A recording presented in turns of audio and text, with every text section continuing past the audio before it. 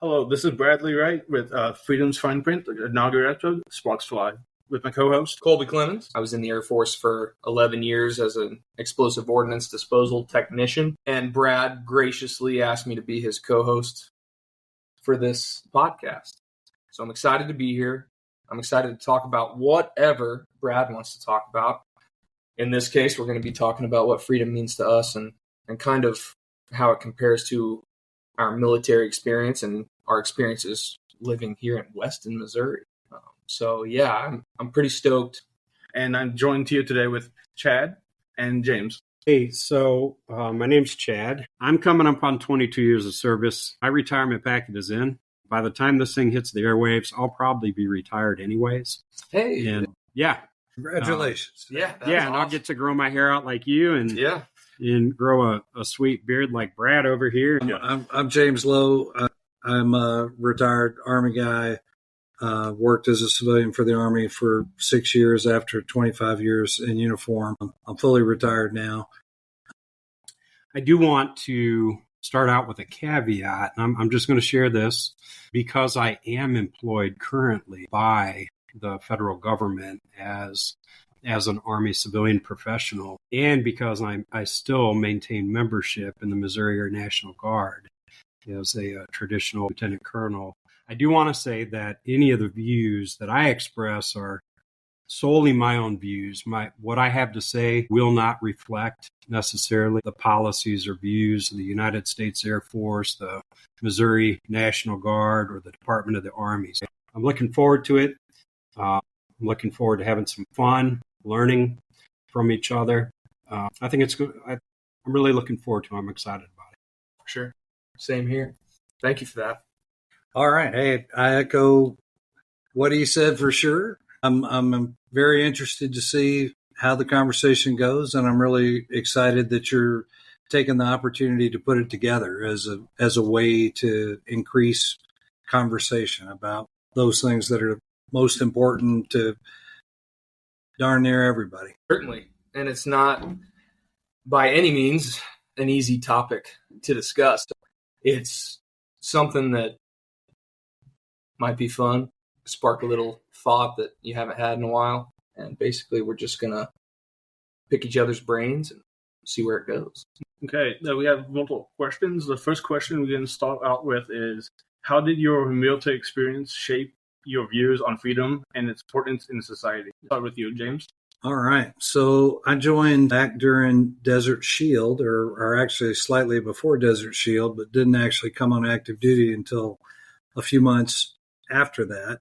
So the whole time we were training, we knew there was about to be a war going on because there was buildups going on in Saudi Arabia and around Kuwait. And I guess I remember at the time some family members saying, you realize you hadn't raised your hand that second time yet. And I'm like, well, that's not how I'm looking at it. I'm looking at it like I've committed, and this is what I'm committed to. And for 25 years, I got to serve with a bunch of patriotic men and women who made work not so much work, but, doing what you felt like was important. So that's how did that shape me? I guess I definitely, when I hear TAPS or I'm proud to be an American, the hair rises up on my back of my neck pretty darn quick. And I remember so many of the people that I served with.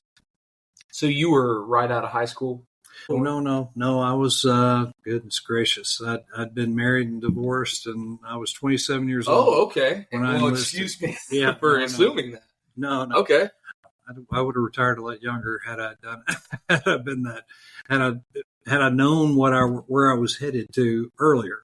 But no, I needed health insurance for my oldest son. I needed my college loans repaid. I didn't join for all the most patriotic reasons, but the Army life and working in the military intensified the patriotism that I did feel. Did you notice that your age and your maturity joining it, that you said 27, did that translate a little easier in seeing the big picture of why you were there and getting through the monotonous things that the military has to offer. Well, other than being called Gramps in basic training, and I wasn't the oldest person in basic training, they had raised the age range. Yeah. So there were people up to 34, 35 in our group. But for whatever reason, I think it did give me a different perspective. I'd been through a good many things. I'd worked at several different jobs already. I had a clear purpose, for what I was coming in for. And you already had a child, which, it makes people grow up basically overnight when it happens. Well, it does. And if it doesn't, then you're probably in trouble. So, right. You're not doing it right. Yeah, absolutely. What about you, Chad? So, James, I definitely want to echo, your sentiments about the emotions that arise when we do hear those time tests. I mean, they've been around forever. I don't know the history of the tunes, but taps and reveille and retreat, Colby, you're familiar. And for some of us, those that's personal, because we do know people who their blood is somewhere, it's in the sands of time. I think you could, you could put it that way when you hear the national anthem. Now, so before I joined the military, I'm approaching my 22nd year of service, about 15 of which have been active duty.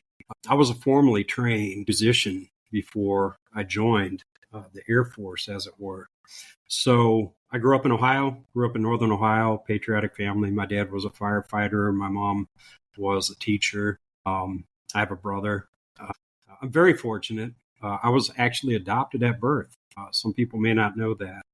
I was fortunate to be adopted by two wonderful, lovely, caring parents who were unable to have biological children of their own at the time. I'm an Ohio kid, and if you know anything about the state of Ohio or the Buckeyes, it's kind of a cult, right? I mean, we're like one big family. It really is that way. So I went to Ohio State. I was actually afforded a full ride scholarship through the Air Force ROTC program. And, I could have declined that commission, or I could have kept the taken the commission, I guess you could say, and joined the music branch of the service. But from the time I was very small, all I wanted to do was fly. I wanted to fly airplanes. Desert Storm, when you were serving in you're a Desert Storm vet, did you say? I was in during that time, but I ended about 2 weeks after the ground war was over. So you remember, probably like everybody else, I collected baseball cards growing up, just, an American kid, right? But when the war started, there was a set of Desert Storm cards that came out. It showed equipment. I'm sure they're collectibles, and they probably have a substantial amount of value today, but it had equipment. It had, senior leader pictures, General Schwarzkopf and Colin Powell and so forth. And that really took my imagination. And what's funny? It's this. I loved airplanes. So I remember going through these cards, and I'm like, yeah, man, I want to fly, the F-15. I want to fly the Strike Eagle or the F-16. And I'd come across the C-130, and I'd be like, yeah, that's an ugly airplane. I wouldn't want to fly that. And I'd come across the B-52, which, if you're familiar with the B-52's moniker, Buff, big, ugly, fat, we'll say fellow. And, I'd say, oh my God, that's the ugliest airplane I've ever seen. Never, well, as it were, I ended up flying those very two aircraft. So I commissioned in 2003 out of Ohio State, actually the day before Operation Iraqi Freedom started. So I commissioned on March 21st, 2003. The war started on March 20th. I never really questioned that. I was all bought in. I was all mission. And, since 2003, as I've aged, as I've learned, as I've grown, had time to think and analyze and ponder and reflect and so forth. I'll be honest, my views have shifted. I know this is a podcast about freedom, right? But there is a part of me that really kind of believes that we probably didn't have to go into Iraq, perhaps Vietnam, for instance, right? What was it? 53,000 service members lost their lives 50,000. in Vietnam, right? And it was only a couple years ago where the VA actually began acknowledging that many of these surviving service members, health ailments are a result of exposure to the defoliant agent, Agent Orange. And I think, why? Why? Was what was going on in North Vietnam truly threatening our freedom here in the United States? It's a war on the other side of the globe. And, I understand the ground rules here, but it incites in me. It raises anger. I feel anger, because I'm passionate about it. And you guys know me better than you do, but when I get passionate about something, it can get very edgy. So I'm really exercising some restraint here. Okay. For sure. Can I ask you a question about that? Go ahead. So, as far as Vietnam goes, and then you mentioned potential disdain for the war in Iraq, or maybe just questioning why we were there. Right. Do you think that America's obligation or public obligation to uphold democracy and freedom is a good enough reason for why we were in Vietnam in the first place? Absolutely not. Absolutely not. I don't agree with that at all. But do we really? I mean, look at Afghanistan right now. You mean, do we really uphold that? Abroad, right? Look at Afghanistan. Right. The Taliban is back in control of the country. Can I hit you with another hypothetical? Yeah.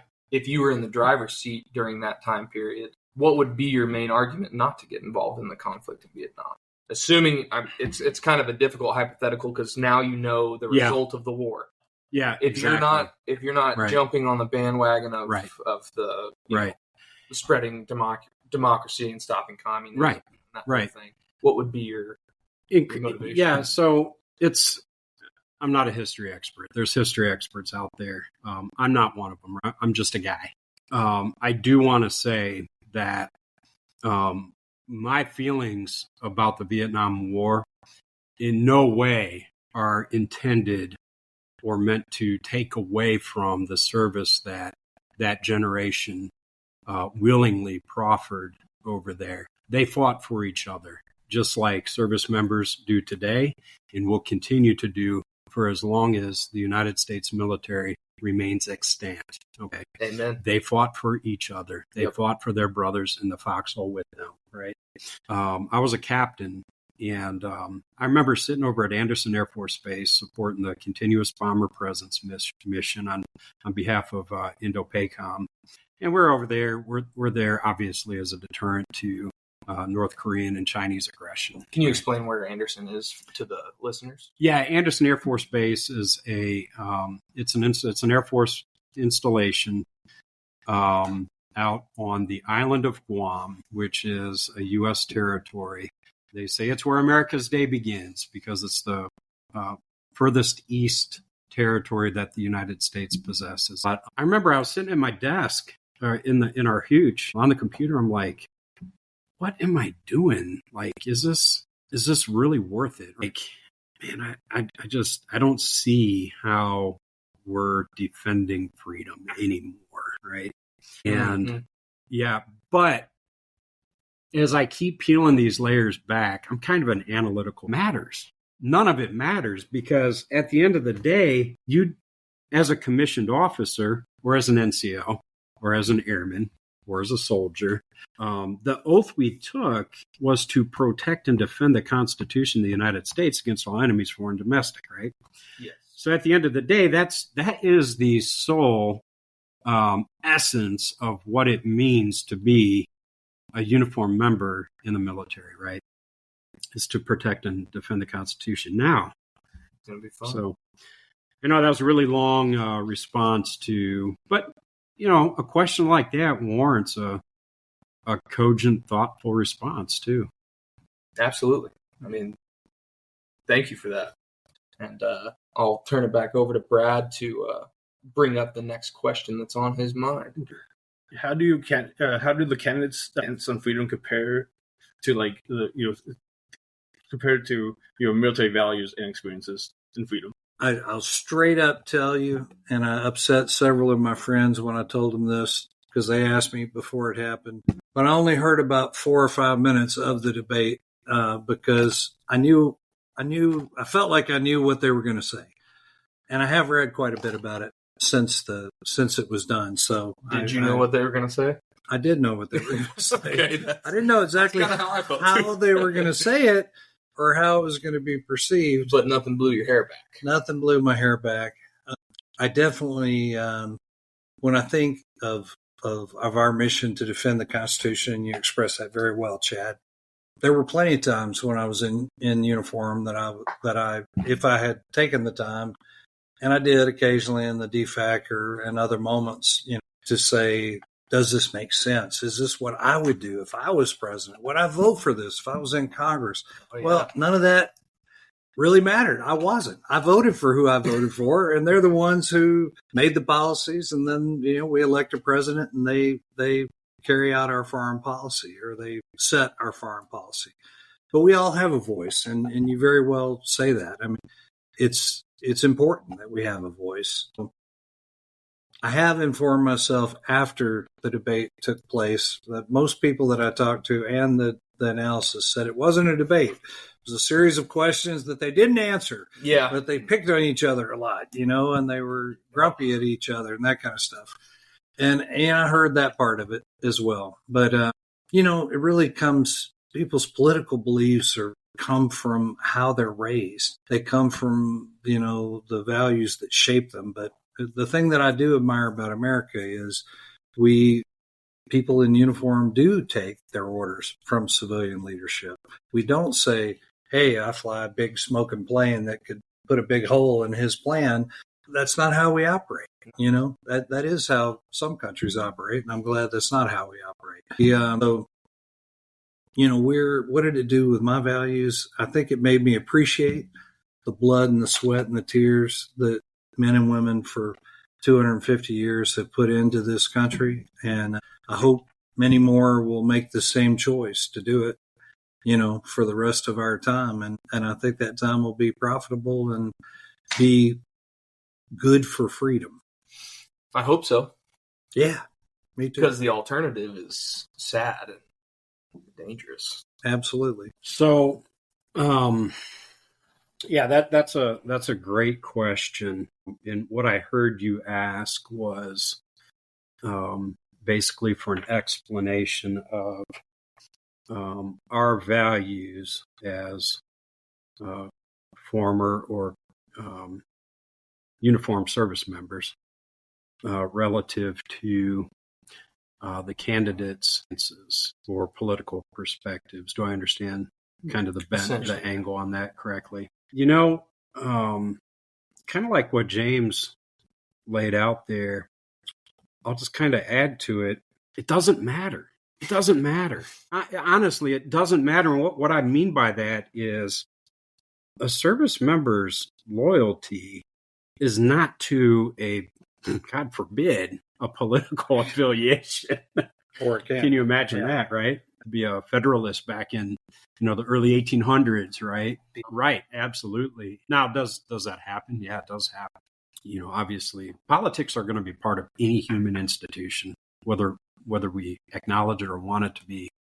And it's true in the military just as it's true anywhere else. It just really is. Wish and wish until we're blue in the face, but that's not going to change. But really, at the end of the day, service members' loyalty, if they are serious about what they're doing, it's to the oath that they took to protect and defend the Constitution and maintain good faith in and trust in the civilian leadership appointed over them through their service secretaries, right? Now, you can, everybody has their own perspectives. I'm more conservative socially and fiscally on a lot of things. However, with that being said, though, and I want to throw this out there, and I think this is really important. We turn on the news, we turn on MSNBC, CNN, Fox News, whatever your preferred source of information is. Maybe it's TikTok. I don't know. I hate TikTok. There's good reason why I hate TikTok, but again, another day.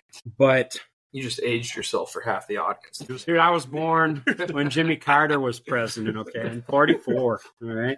I don't look it. I don't look it. The viewers can't appreciate that. Well. But I've aged well. It's because my wife keeps me young, and the There you kids go. do. You turn on the news and you see all the polarity, and you see the tension. In a lot of cases, you see the hate, and I don't honestly know. I don't think that's an accurate perception of reality, to be honest. I agree with you. I really don't think that's the way it is. There's talk of civil war and all this, and could it happen? I suppose so. You're always going to have factions. You're always going to have those people groups who are, for whatever reason, motivated or incentivized to act out in violence or whatever. Sadly enough, but like you said, James, you said how we see, the filter through which our political and social views are formed starts in the family. And ultimately, I stand by, and I think most Americans would too. I stand by the notion that if families were fixed, and more specifically, if men were fixed, and by fixed I mean sound in character, sound in mind, possessing emotional intelligence, knowing what it means to be a man, knowing what it means to be a father. Honest to God, I think 90% of what ails us today would evaporate like a fart in the wind in less than a generation's time. I firmly believe that. I'm not saying single parents are incapable of raising, good, contributing citizens to their communities. I'm not saying that at all, because I know a number of remarkable single parents who've become single for whatever reason. Life happens, right? I'm not saying that, but what I am saying is the family unit, how we raise our kids, directly relates to the state of a nation, the state of a community. Brokenness follows brokenness due to property, what they do to each other, and so forth. And really, the root of it comes down to brokenness at home. Do you think it poses a threat from a national defense standpoint? I do because I see and the Army's suffering from this. All the services are suffering from it. There is, and it comes and goes in waves. I've not been around forever. I've got 2 years of professional service under my belt. So I've seen what I've seen, right? And I think I understand what I understand. But I do see today there is a decreased level of patriotism, and maybe I'm wrong. This is just from through Chad's eyes. That's what we want to hear in the first place. Decreased level of patriotism. Don't even get me started on physical fitness, right? We're talking about freedom, and I'm a proponent of smaller government is better. But at the end of the day, you know what they're going to do? They're going to turn on Netflix. They're going to catch up on their shows. As long as Mrs. Smith can walk into a grocery store and find groceries, even if they are a little more expensive nowadays, and access to entertainment, I don't see any of that happening, except in small pockets, small isolated pockets. Just my views. What do you think, James? Well, I was thinking about a lot of things during that, but I'm going to reflect back to one of the reasons I love living in Weston, which is when we do patriotic things here, whether it's fireworks at the 4th of July or a Memorial Day ceremony or those types of things, people show up. And when we do a Veterans Day program at the school, the kids pay attention. And, you get the feeling that, they're at least hearing you for that period of time. And they must have valued it to some degree to show up, not the kids at school, but the people coming to the ceremony or to, out to celebrate the nation's independence. So I do think that we're more together than we realize in terms of people's outlook. How you get there is always, there's different flavors. And it's where freedom is so important, is that people need to be able to express whether they agree with things or don't agree with them. We live in a time where communication, just like we're doing right now, you potentially can reach untold numbers of people by putting it online, and I think some of the strife that we perceive right now is a result of the fact that we see multiple reports about the store burning on the corner, that somebody may have done out of protest, and it looks like the whole city's burning down by the time the news is over. And I'm not saying the news is trying to sensationalize it. However, the old adage, if it bleeds, it leads, is true. And it's true that people, as much as they don't like being in conflict themselves all the time, they to some degree are entertained by other people's conflict or people talking about conflict. I was going to mention that when the debate came up a little earlier. I wonder what percentage of Americans tuned into that debate, not to actually, they weren't emotionally invested, but they wanted to see how much of a circus it was going to be. Right. Like, what percentage of Americans weren't actually invested? They just wanted to see the circus. I really, my heart kind of goes out to President Biden. He's the commander in chief, and I afford him the respect that he's due in that capacity. And it doesn't matter what his views are, or what I think of the man or his administration. I'll respect him in the office that he represents. But come on, let the man retire and live the rest of his life in well-earned peace and comfort. I mean, come on, this is approaching, elder abuse almost, right? How much of you think of it is his own accord? I don't necessarily, I don't know. I recall I did watch the whole thing, and truth be told, for me, it was anxiety inducing. It literally was. I felt anxiety. I felt this unease, like I needed a mental shower, right? The most lighthearted part of the whole thing was toward the end when they got into a pissing contest about, who the better golfer is. And Biden said that I'm running because we can't afford to have you become the next president.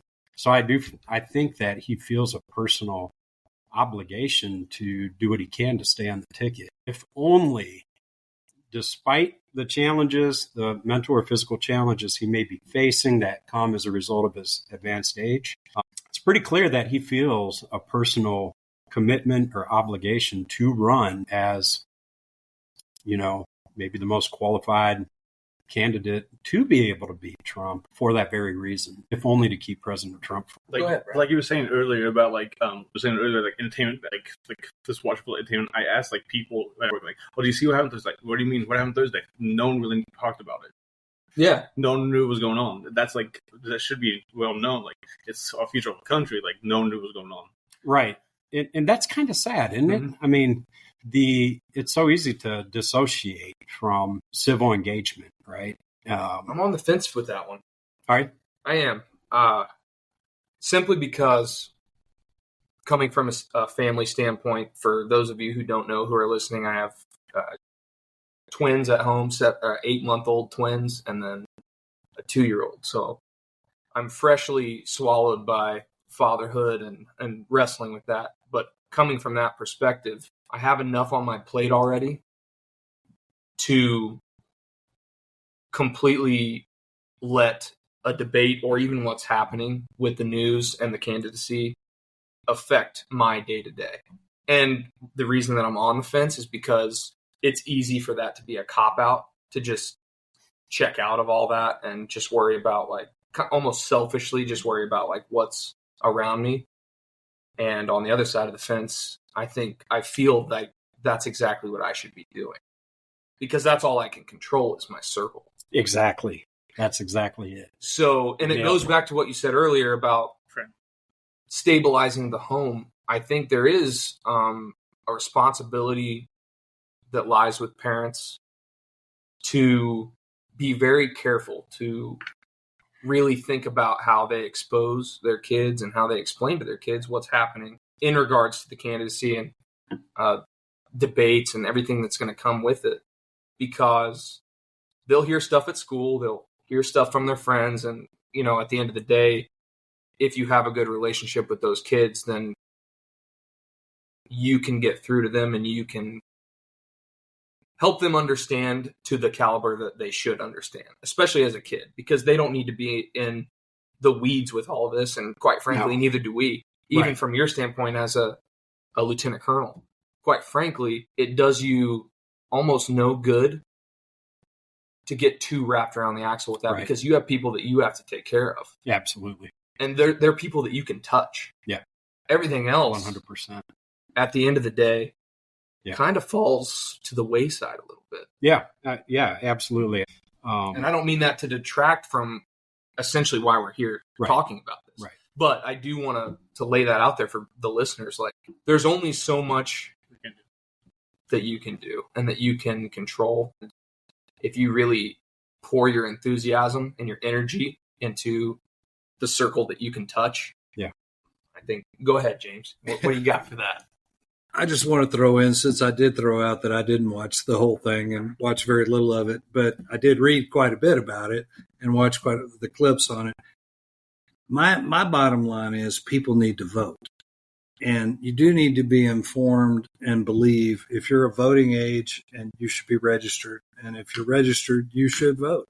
That means, it doesn't mean you have to vote for either of those two particular candidates. There's going to be a third candidate on there, and who knows, there might be another one on there. I'm not advocating voting for somebody who can't win either, but I'm saying that's your choice when you register and when you vote. And I do think you're obligated to understand the issues and to make yourself aware of what you think the two potential most likely winners, let's put it that way, what they would bring to the government. So I do think I do that. And most of the people that I know that are adults that vote do it.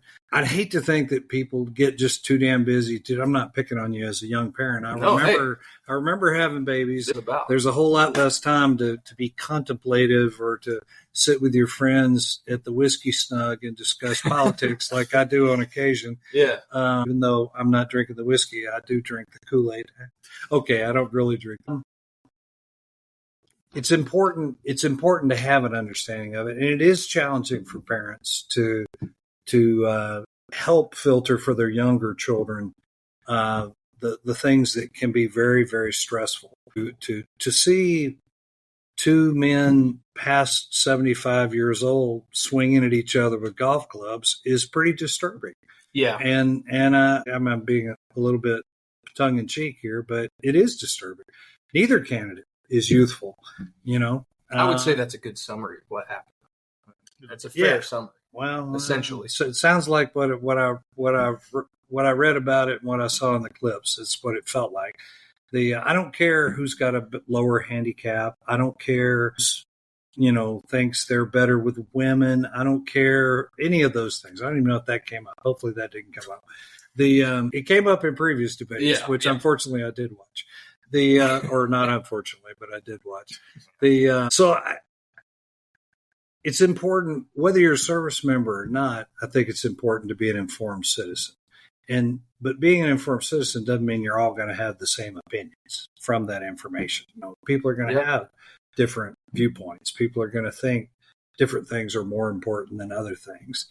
I'll throw out a slightly different bent. The things that I worry about, the things that concern me are what happens in 20 years when AI is doing a whole lot of what we're doing now. It's already doing more than we thought it would right now, but we don't really have a full concept. And I'm not trying to make it the boogeyman.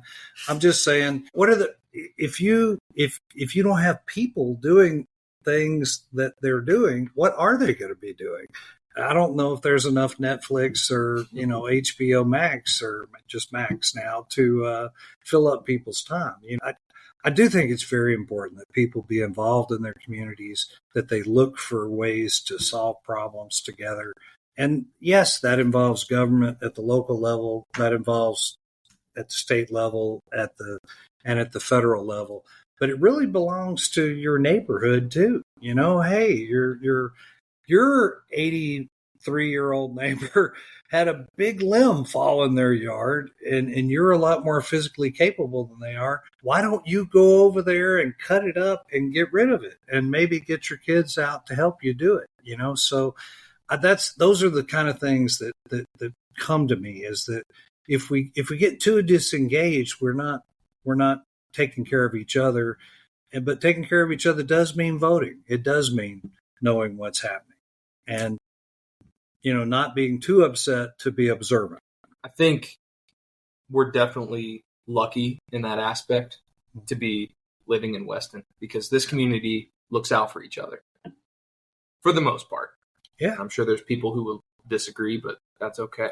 But I wonder what it looks like for more populated communities that don't have that tight-knit feel, and how basically what you're saying with community uplifting each other. Yeah. How does that translate to a city where the attitude and the aura, everything is totally different? From my experience in big populated cities, it's more of a dog eat dog kind of, just fast paced. No one really cares to take the time to get to know you or talk to you. They're going to the next thing.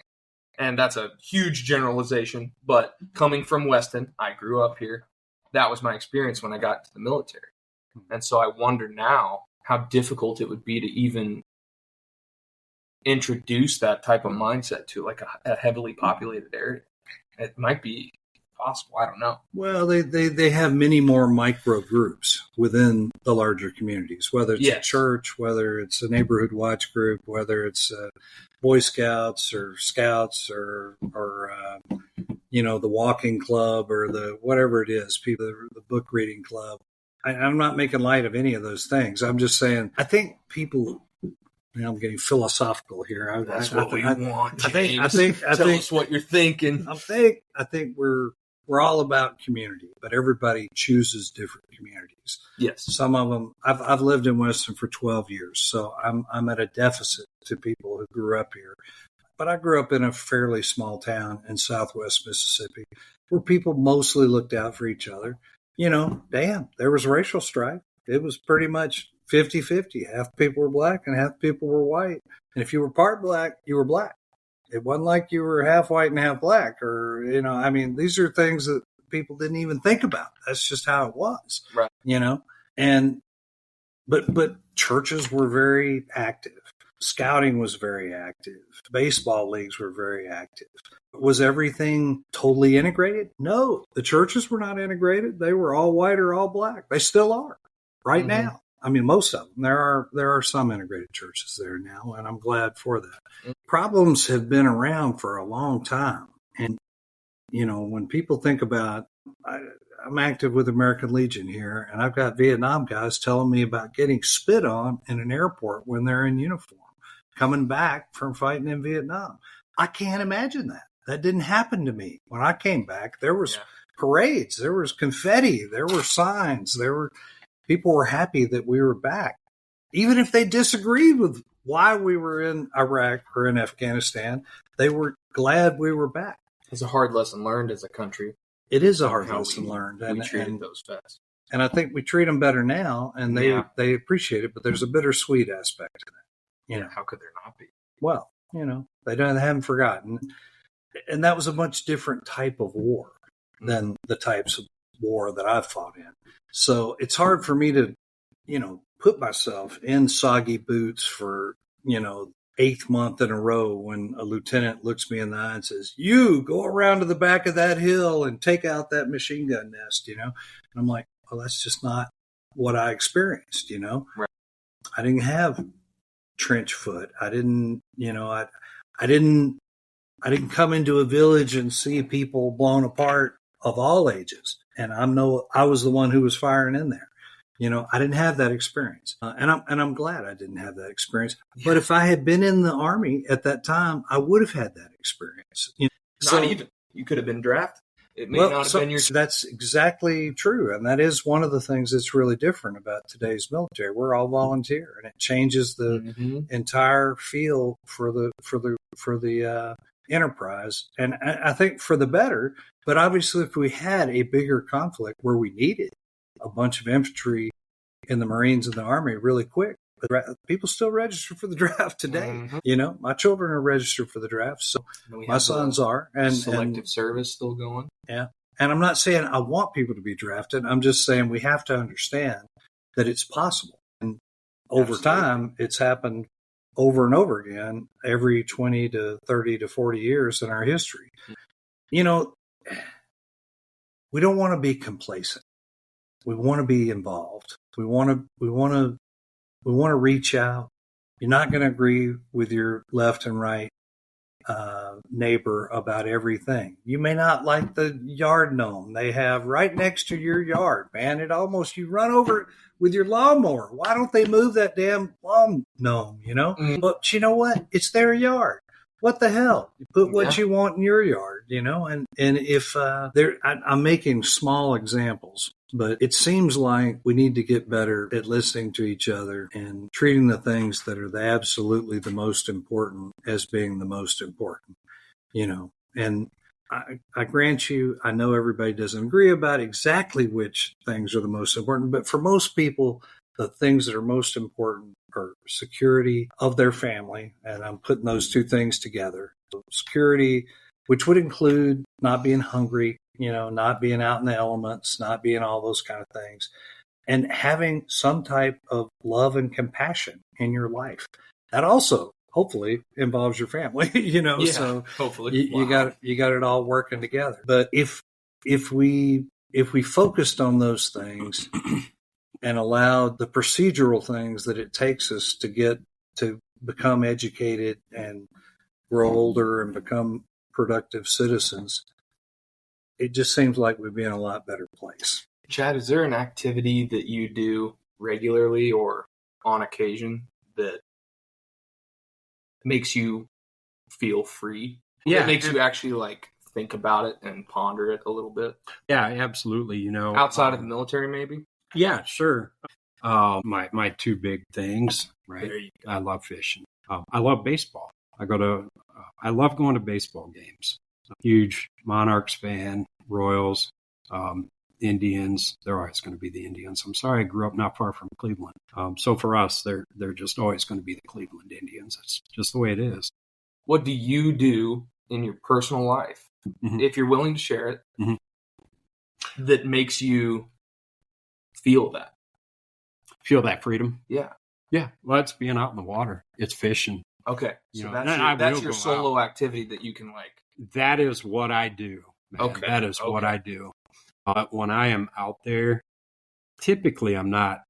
I'm out there. It's a release from all the. It's an escape from the grind, the turmoil that one can be exposed to when reading the news and all the vitriol out there relative to the politics in the nation today.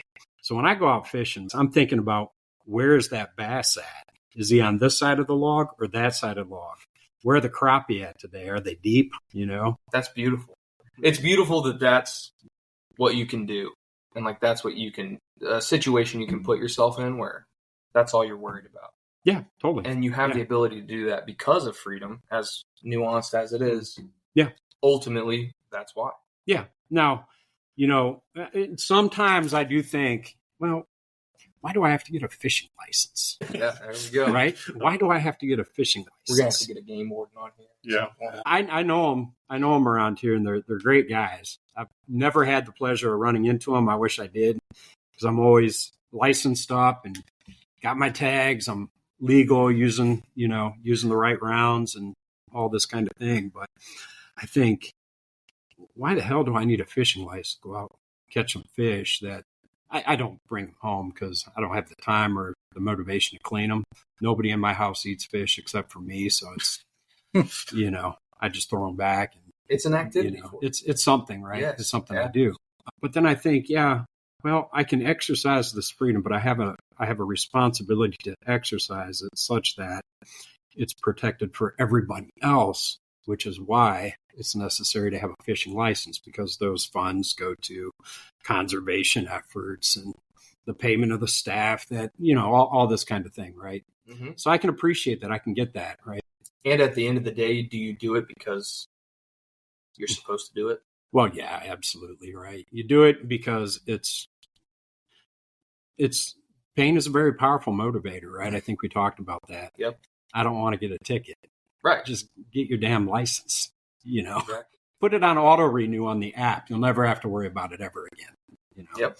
That's true.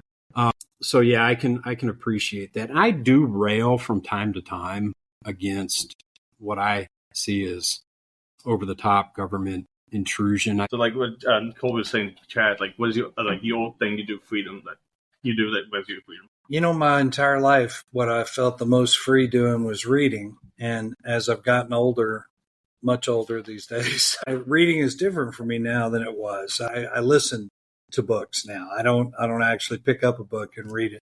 And so what freedom to me now is sitting in my sunroom, watching the occasional deer walk across the backyard, and the bunny rabbit under the bird feeder, and the birds in the bird feeder, and the squirrels trying to get in the bird feeder, Mm-hmm. and the dogs occasionally going crazy to bark at them. And to me, there's the beauty of nature, and then just the ability to choose something I'd like to know more about, whether it's a story or history or something else.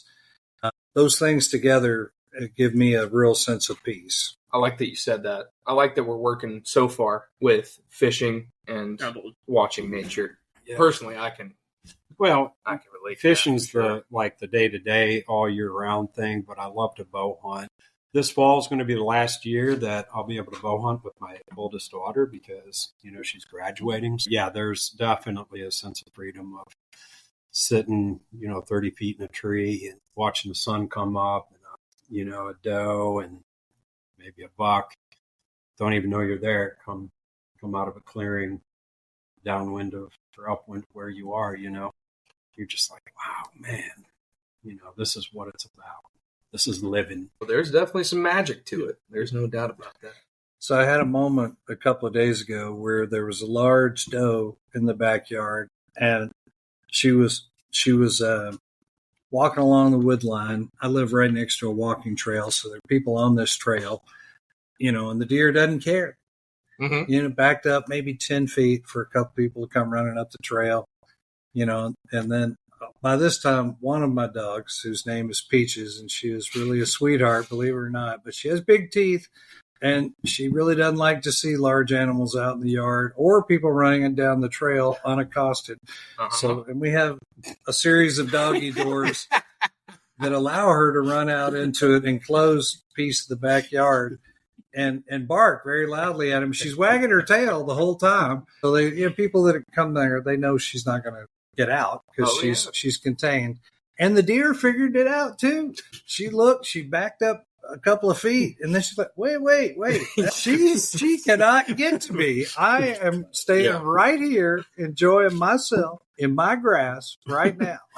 I don't know. Some of those, it seems kind of partial, but it just makes my mind clears away a lot of the things that are more challenging in life, because there are those things, and I have to consider those too, but I don't have to do it all the time. It's simple. Yeah. It's simple. I like that. Okay, Brad, I'm going to throw a curveball and ask you the same question. Probably what freedom means to me is like helping people. Like I feel like helping others like around me. For example, like when they need help with like website work or anything like help in general. Okay. And like civil service, like volunteer work, everything like that. Put others like behind on your back. Just carry them and help them. Does that translate easily like with your job now? Because essentially that's what you're doing. Yeah, we do. Working customer service. Yeah. So you like that? Mm-hmm. I like certain motives. Like it's like kind of like I know it's not I didn't serve, but it's like doing civil service for others. Okay. Yeah. I mean that. It's a good question to ask yourself now. Come on. What's your favorite, or what's your favorite way of finding that sense of freedom? I mean, I'm not going to say anything that hasn't really already been said. Specifically, kind of like Chad said, I can think back to certain moments where I've like really thought about it. And one of those huge moments was hunting on Kodiak Island in Alaska. I had the pleasure of doing that 4 times while I was stationed there. There's something about being dropped off by a float plane and then that plane flying away, and there's just a danger. There's like an animalistic fear that just hits you because you're surrounded by bears and everything else. So you're not at the top of the food chain. You're not at the top of the food chain. It's just things get real in those situations. Things get real in a lot of military situations. So yeah, I think hunting got me closest to completely feeling like I wasn't plugged into the grid. I wasn't like, I'm just a person now with a rifle, with modern equipment, sure, but hey, I'm out there and there's nobody there to help me.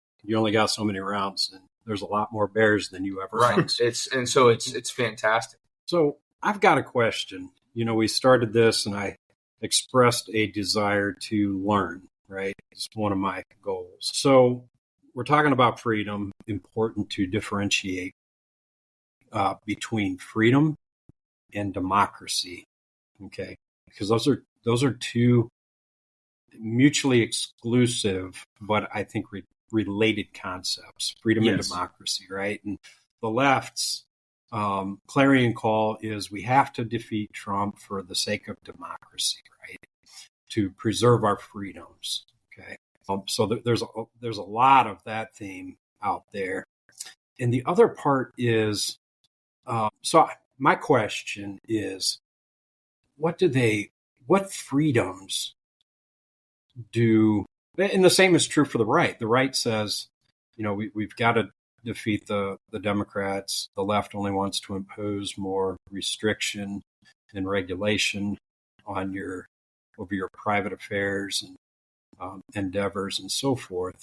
And I guess my question would be, what freedoms are at risk of being lost if either side assumes or resumes control? By the way, that's really the greatest thing about this country, is the fact that it's not a pure democracy. It's a Republican form of government, right? So the minority is protected. Pure democracy, there is no protection for the minority, right? They are not represented. The other thing, these so-called protected groups, it initially started with the gay population. And now it's we're getting into some really touchy topics that will strike a personal chord with a lot of people. But I think it's important to go there. Otherwise, what's the point of having conversations like this, right? If you're only going to touch the surface. Hey, I'm loving it, Joe. Yeah. Bring it up. I don't understand, maybe because I'm not in that space right now, and I may be wrong, the transgender community, or the LGBTQIA+, I think is its reference. They seem to be of the opinion that they are their freedoms are at risk, or they're not, in other words, when I ask, well, what freedoms, what rights are you being denied by virtue of your gender or sexual orientation? And I've never really gotten, over the course of years, I'm being denied the right to fair housing, or I've been disenfranchised. I can no longer vote. I never do get an answer. So I'm always curious when groups like those representing the LGBTQIA+ community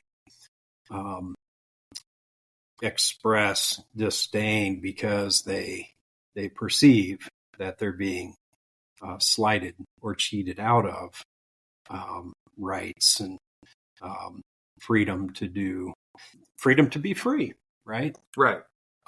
So I don't know. I guess it's easier for me to ask out of, I'll be honest, ignorance, I'm not a member. I'm not a member of the. I empathize I and think I it's treat curiosity. everyone. I wouldn't call it ignorance. I think it's curiosity. Of course, just like I stated before, I would never treat a member of any group with disrespect, wanton disrespect, right? Because again, every human being is warranted the respect and dignity by virtue of the fact that they're a human being, fellow human being, right? But it is curious to me. I can't get on the other side, right? I can't see the world through their eyes, but I've always wondered, what rights are you being denied? You know, I think the important part is that you're wondering, that you're curious, that you're willing to listen to an answer.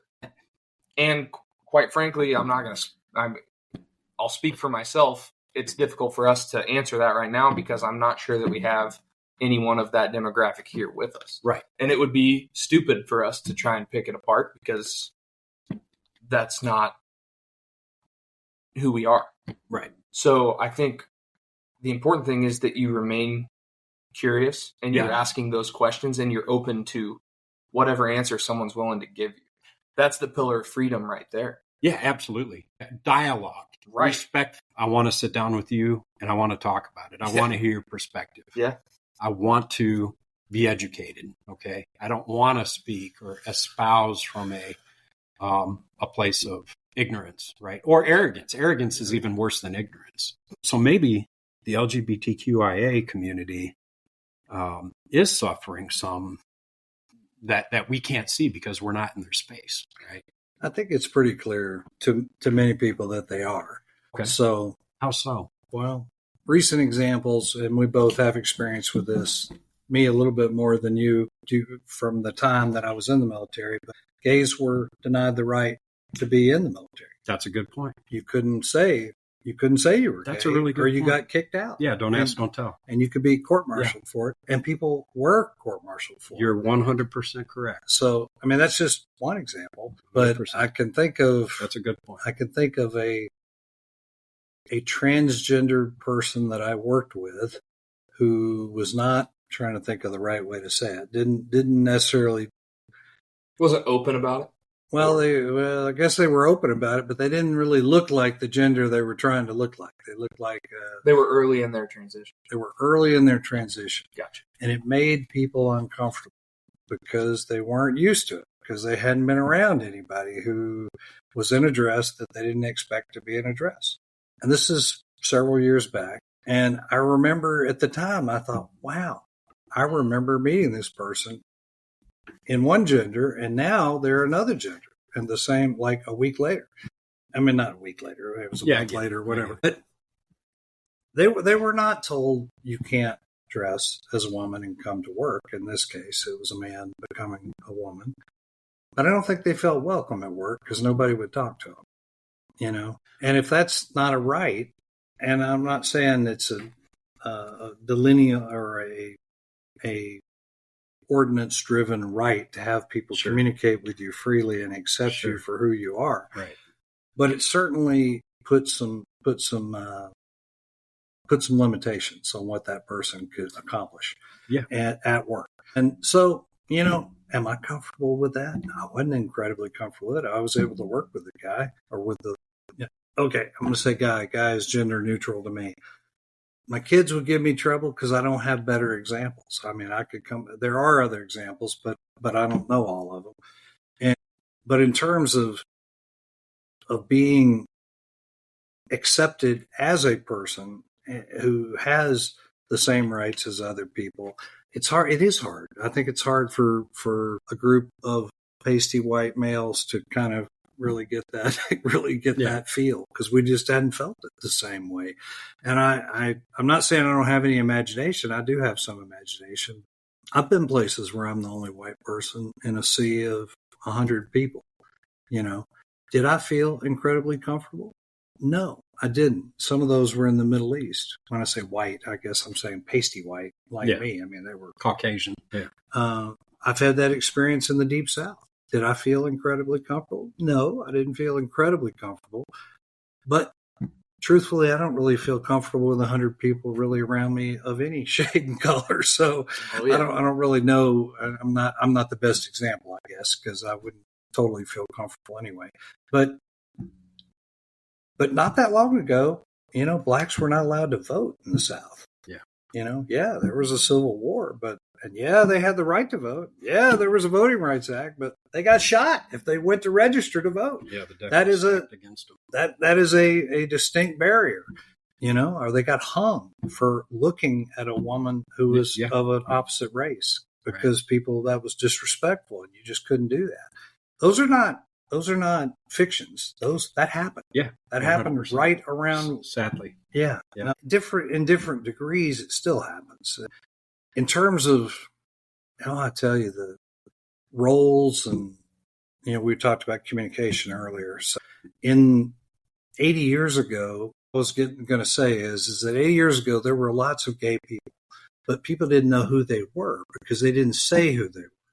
Right. And there were plenty of people who were very comfortable with that state of affairs. You can be who you are as long as I don't have to know about it. I don't have to see you kissing each other or holding hands. Why you got to hold hands right in front of me? Well, Public displays of why affection. would that? How would you feel if somebody came to you and said, I don't want to see you hold hands with your wife? That just offends me. I don't like this heterosexual thing. I don't think you should be throwing that in my face. You wouldn't like that. And it's not freedom to me. Well, exactly. And I'm botching it up a little bit here, but it is, people want to be free to be who they are. And I understand that. Yeah. I don't have every example in mind. I can't say 100% that I'm exactly as comfortable with somebody with glitter over half their face or, whatever it is, different. I'm going to notice there's something different going on here.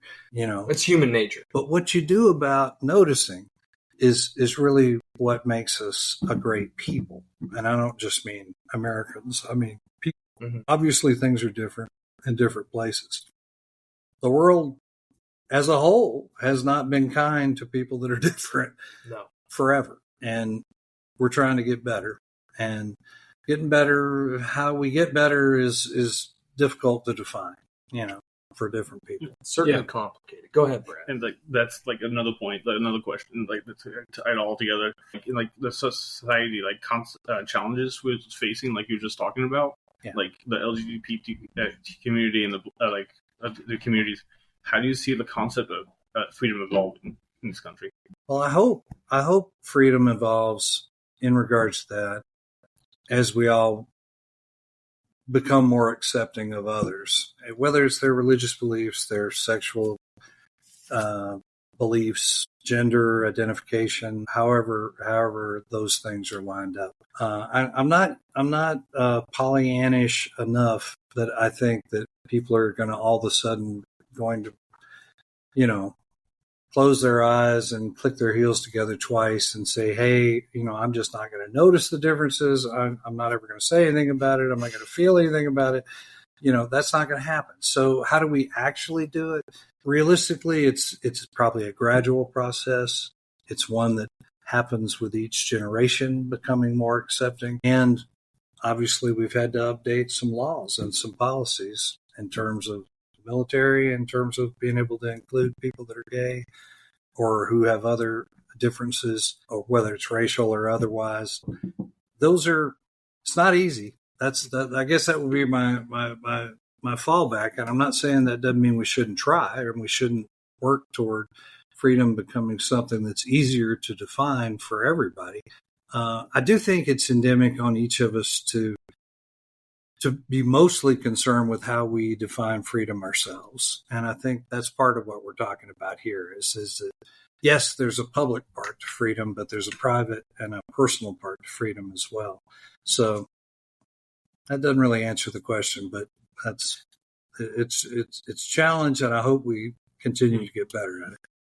So, how do I see it evolving, right? Specific to, you use the LGBTQ community as an example in the years and generations to come. Well, I think we've made great strides, obviously, in civil rights, addressing civil rights and protecting and upholding. And, the whole woke movement is particularly cognizant of that. There's elements to wokeism that I take issue with personally, but there's also a lot of good that has come from it. It's people being more vocal about the injustices that they have, that they see continue to be perpetuated through society that are set in place deliberately to create or LGBTQIA plus community. But and I think we're going to continue to evolve. We always do. Freedom. I came across a statement. My freedom ends where yours begins. Right. And that's the role of the government to referee. Through the application of law and so forth, allowing free speech to flourish up until the point it becomes insightful, hateful, to the point of violence. At which point, that's why laws exist, to step in and defend, to mitigate against that. Freedom, you made a good point, Brad, earlier. Colby asked you what your definition of freedom was and how you saw freedom. And you made a point that I think resonates with a lot of people. And that, if I understood it correctly, was it's to be used to help other people, to lift them up, to allow them, to enable them to live a more freer life themselves, right? What does that look like? Maybe it means, I don't know, helping out in, the bottom line, though, for freedom to really flourish, it begins in the human heart. Okay. It begins in the human heart. I believe it ends in the human heart. And it goes back to how we're raised, how we're taught to treat others with respect, right?